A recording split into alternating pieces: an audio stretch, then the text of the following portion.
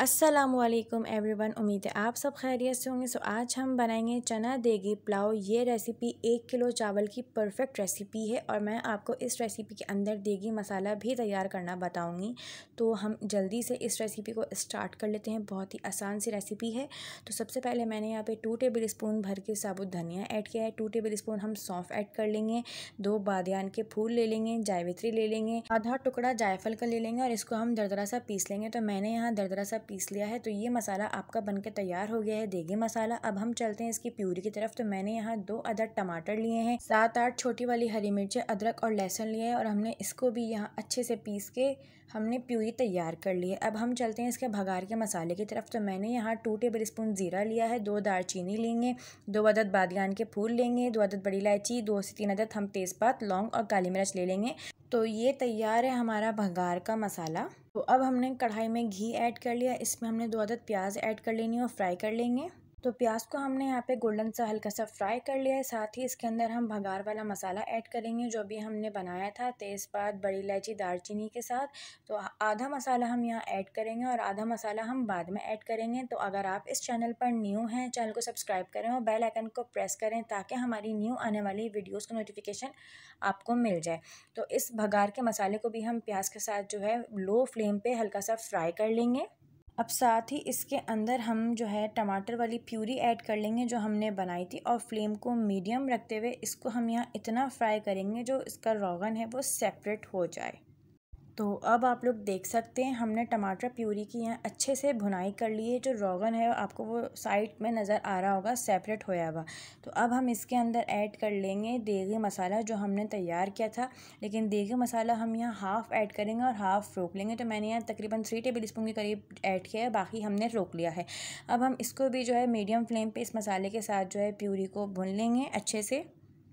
तो अब आप लोग देख सकते हैं यहाँ मसाला अच्छे से भुन गया है, तकरीबन सारा ही रोगन अलग हो गया है मसाले से। तो अब हमने इसके अंदर तकरीबन आधा गिलास के करीब पानी ऐड किया है। अच्छे से मिक्स करेंगे और मीडियम फ्लेम पे इसको हम कवर करके रख देंगे तकरीबन 10 मिनट के लिए, ताकि जो मसाला हमने इसमें ऐड किया है उसकी खुशबू इस मसाले के अंदर अच्छे से आ जाए।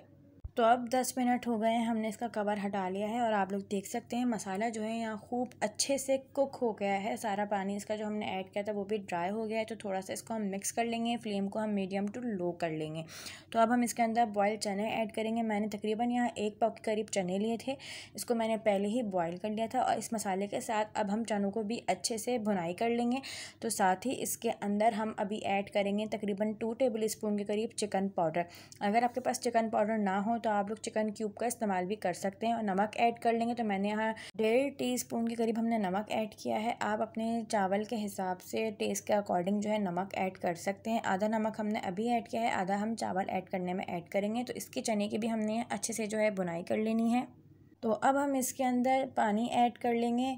अगर आपके पास चने का बॉयल होया हुआ पानी है तो आप लोग वो भी ऐड करना चाहते हैं तो कर सकते हैं। मैंने यहाँ सादे पानी का इस्तेमाल किया है। अब हम इसको जो है मीडियम फ्लेम पे कवर करके रख देंगे तकरीबन 10 मिनट के लिए, ताकि जो हमने इसमें मसाले ऐड किए हैं उसकी खुशबू यहाँ इसके अंदर अच्छे से आ जाए।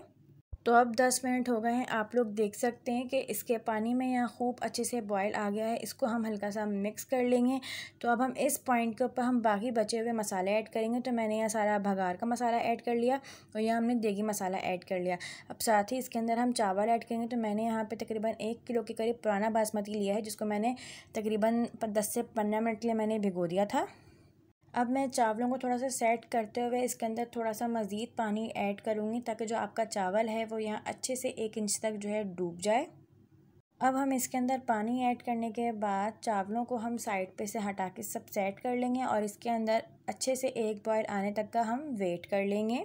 अब साथ ही हम इसके अंदर जो है नमक ऐड कर लेंगे चावल के हिसाब से, क्योंकि हमने मसाला भूनते वक्त 1.5 टीस्पून के करीब नमक ऐड किया था। थोड़ा सा हमने नमक ऐड अप कर लिया। हल्के हाथ से हम चावलों में नमक मिक्स करके चेक कर लेंगे कि चावल के हिसाब से नमक है कि नहीं। अगर कम हो तो आप अपने हिसाब से नमक ऐड कर सकते हैं। अब हम इसके अंदर बॉयल आने का वेट करेंगे।